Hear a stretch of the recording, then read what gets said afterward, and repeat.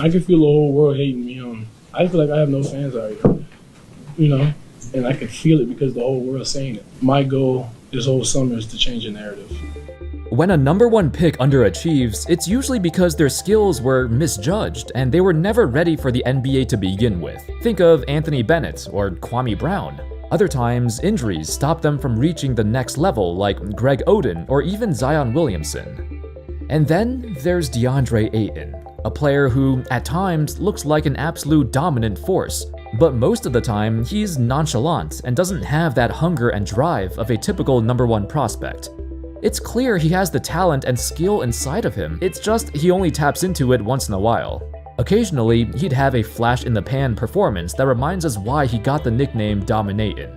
It makes you wonder, what's stopping him from reaching his full potential? Is it because of the environment he's been in, or is it simply his mindset? After getting bought out by the Blazers, he joined the Lakers. Despite having a relatively productive career, this might be Ayton's final chance in the NBA. If it doesn't work here and he's scrutinized under the brightest lights, his career will never recover. Mentally, he'll never recover. Ayton trying to get post position, but Iguodala doing a nice job of boxing him out. Hey guys, before we continue, I want to give the sponsor of this video, SeatGeek, a huge shout out. With over 35 million downloads and over 70,000 events listed, SeatGeek is the #1 rated ticketing app. The NBA season is quickly approaching, so now it's the best time of year to grab tickets while you still can. With SeatGeek, you can see the view from your seats for every ticket, and every one is rated on a scale of 1 to 10. Green dots mean they're good deals, while red dots are not so good. You already know I've used SeatGeek multiple times. With Austin being such a great destination for concerts, I've used SeatGeek to get tickets to see my favorite bands play. Every single ticket is backed by their buyer guarantee. And of course, you know I got you guys covered. Use my promo code ANDYHOOPS10 for 10% off your next set of tickets at SeatGeek. That's 10% off any tickets with my promo code ANDYHOOPS10. Click the link in the description to download the app and have the code automatically added to your account so you can use it later. Thank you SeatGeek for sponsoring this video. Despite being drafted #1, Ayton actually wasn't the consensus #1 prospect up until a few weeks before the draft. It was a toss-up between him, Marvin Bagley, and Luka Doncic, with many folks believing Doncic to be one of the greatest prospects in the history of basketball. However, with Ayton being a legitimate 7-footer with an individually dominant season at Arizona, he was deemed as the more NBA-ready prospect and the safest pick of these three guys. Now, was he the safest pick? I guess so. If by safe you mean you're getting a guy who puts up numbers, but he always phones it in and just cashes his paycheck. He doesn't have the capability of pushing above his limit. His early years in Phoenix were turbulent, but he maintained a consistent level of production that satisfied the fans. But do you want to be just satisfied? Everyone yearned for him to do more. Once in a while, he'd put up an absolute monster of a game, and he'd make it seem effortless. It makes you believe he could do this on a nightly basis if he truly had a passion for the sport. And perhaps that was the biggest question everyone pondered. Did he have a passion for the sport? However, in the span of a single offseason, the headlines of Deandre Ayton were put on the back burner. This crew right here, this game right here, they welcome me with open arms. With the arrival of Chris Paul in the 2020 offseason, the Phoenix Suns returned to the playoffs once again, and reached the finals for the first time since 1993. While the fans were beaming with joy over their newfound success, Ayton was the only person not happy behind the scenes. You see, when Paul joined the Phoenix Suns, it was mainly due to his relationship with head coach Monty Williams. Monty also joined the Suns around the same time, and he envisioned a different kind of offense, an offense centered around Chris Paul and Devin Booker, with everyone else basically playing within their roles and supporting them. As a result, in his third year in the NBA, Ayton saw a significant drop in his numbers. His points, but especially his shot attempts, going from 15 shots a game to 10. Regardless, the Suns surprised everyone and reached the 2021 finals, where Ayton had a major role in helping them get there, especially against the Clippers, where he utilized his size to dominate a smaller team. Even though they lost in the finals, this was an uplifting season for the franchise, and Ayton was expected to be in for a big payday. Fast forward to October of 2021. Unfortunately, the Suns and Ayton could not come to terms with an extension. He wanted the full max-level rookie extension, basically the same thing that Luka and Trae Young got. But the Suns were not willing to offer that. They did not view him as a franchise-caliber player like those two. They didn't have enough faith in him to consider him worthy of this deal. In hindsight, they were correct, absolutely. But at the time, it created a rift between Ayton and the organization. A rift that basically launched his animosity towards this team. In particular, he believed that Coach Monty sabotaged him, and he was the reason Ayton did not get the extension he was looking for. According to Jack Fisher of Bleacher Report, he stated, "Ayton is not particularly a favorite of Phoenix's head coach. Monty Williams had purportedly griped about Ayton's waning focus."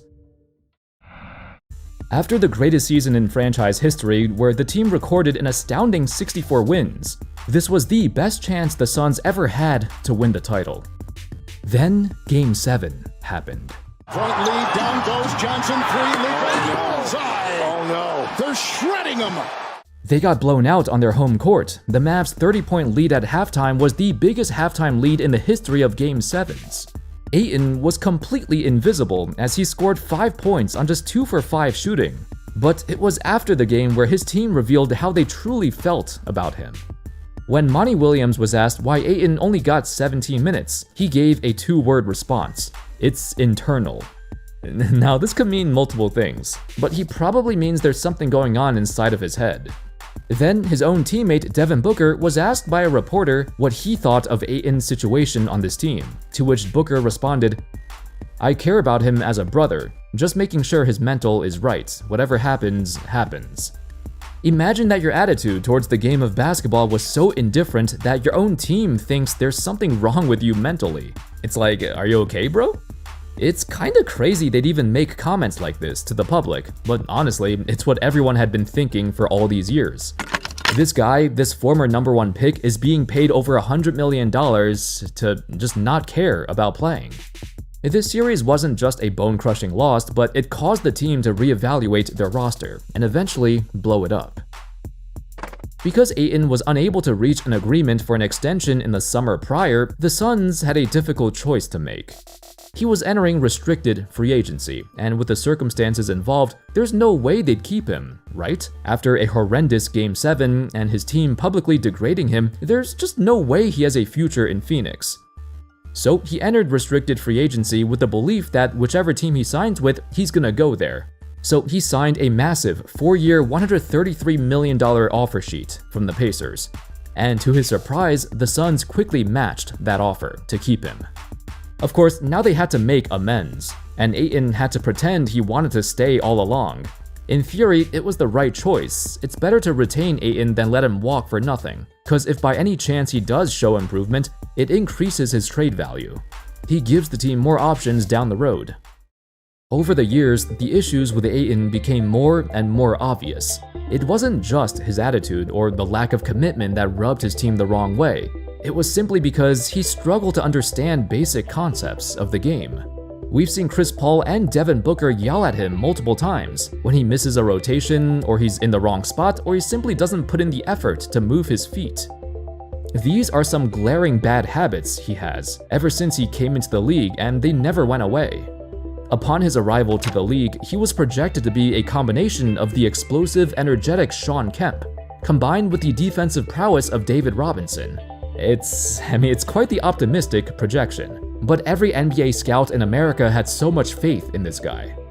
But despite his size and wingspan, he was never, ever a good shot blocker, and his motor was clearly lacking even though he did move very swiftly for his size.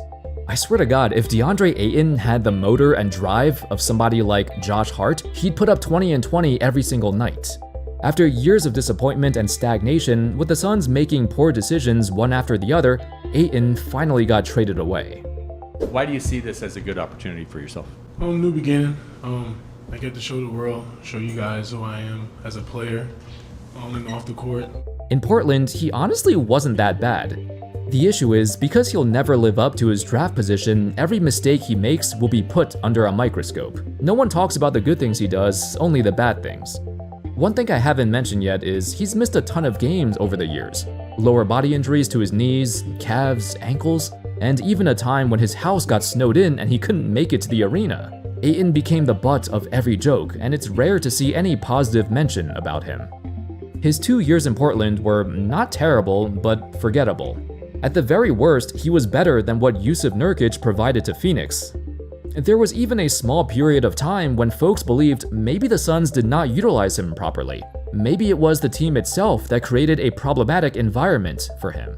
But that thought was quickly thrown out the window when reports came out that the problem was in fact him. See, the Blazers could live with Ayton missing shots or his man scoring on him. They could even live with him being limited to injuries to 55 and 40 games in his 2 seasons in Portland. But in the end, they couldn't live with his bad ways. The tardiness to team flights and practices, the skipping of rehabilitation appointments. Fans saw him slam chairs when he was taken out of games, and a team source said there were tantrums in the locker room when he was sidelined for poor effort. In fact, it was shocking how disengaged Ayton truly was. His on-court production wasn't even bad, but because of all these antics, he gave his team such a headache that they were willing to get rid of him for nothing. No trade proposals, no negotiations, just get him off the team and move on. On June 29th, the Blazers and Deandre Ayton came to terms to a buyout. It was kinda weird at first because it's not like he was a horrendous player. Statistically, he contributes in a positive way, and it's rare for a player of his caliber to get waived or bought out. But when all these reports came out of his off-court behavior, it makes sense now. It makes sense why the Suns also got sick of him. It also makes sense why the Blazers drafted yet another center in the 2025 draft, 1 week before Ayton's buyout was finalized. This means they had no intention of keeping him, so Young Hansen could get minutes at center. Now, upon joining the Los Angeles Lakers, I think everybody realized this is Ayton's final chance. You might be able to get away with being lazy on the Suns or Blazers, but in LA, a city where the NBA media is shoved down your throat and engulfs every single part of a player's life, if he continues his behavior, oh, the fans will find out. It will reach the national spotlight. For the entirety of this video, I've said there's a lot to dislike about Ayton's game, but he's still a legitimate NBA caliber player, with a 7-foot, 260-pound frame. When the buyout was finalized, Ayton immediately signed with the Lakers, expressing his gratitude for getting the opportunity to play with Luka and LeBron. In the back of everyone's mind, however, is how much can this former #1 pick actually contribute? He is a big center, which is a good start. There's no way he's worse than Jackson Hayes. Now being in the position to play with 2 of the best passers in history, if Ayton fails to live up to his expectations now, or even produce at a moderate level, this will be his final chance in the NBA. He's already proved to be mentally weak and break down when met with the slightest adversity. So can he do it when the pressure is higher than it's ever been before? Anyway, that's all folks. Let me know your thoughts on the career of Deandre Ayton. Do you think Suns fans were too harsh on him? And did they blame him too much for their failures? Do you foresee his time in LA being his final chance at reinventing his image? Let me know in the comments. Thank you all so much for watching. I hope y'all enjoyed the video. And of course, as always, I'll see you next time. Peace.